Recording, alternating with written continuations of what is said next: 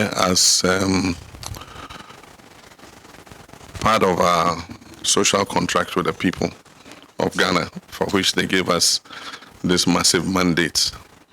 We came with a 120-day plan that contains a list of some things we intend to achieve within the first 120 days. Of course, several of these things are sectoral, and so it was not possible to conduct this meeting before the ministers of the various sectors had been vetted and sworn in. And so now that you've been sworn in, of course, some background work has been taking place quietly. And now that you've been sworn in, this meeting is meant to focus sectorally on the things that fall within your sectors. And that's why you've been chosen, because many of those issues are within the sectors that you are ministers of, so that we can hone in and make sure that we achieve them on target. Some are 90 days, some for some were 14 days. Assemble a full cabinet within 14 days, we achieved that.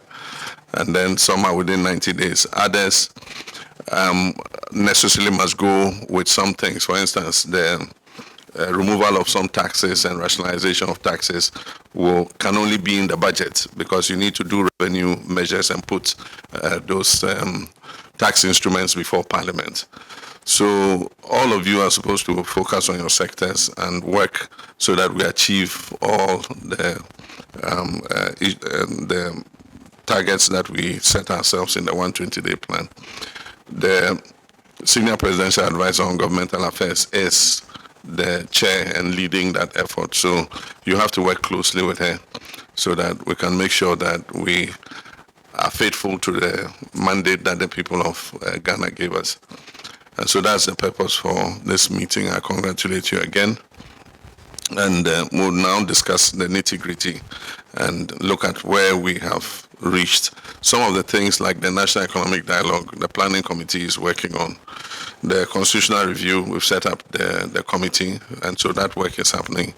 The Minister of Education, who was amongst the earliest to be sworn in, has already moved quite fast with the issue of the National Educational Review. And so for those of you who were sworn in later, look into your sector ministries and the promises that we made, and then work as quickly as possible with the Senior Presidential Advisor on Governmental Affairs to be able to achieve those targets we've set ourselves. So that's the purpose of this meeting. And so we'll excuse the media, and then we will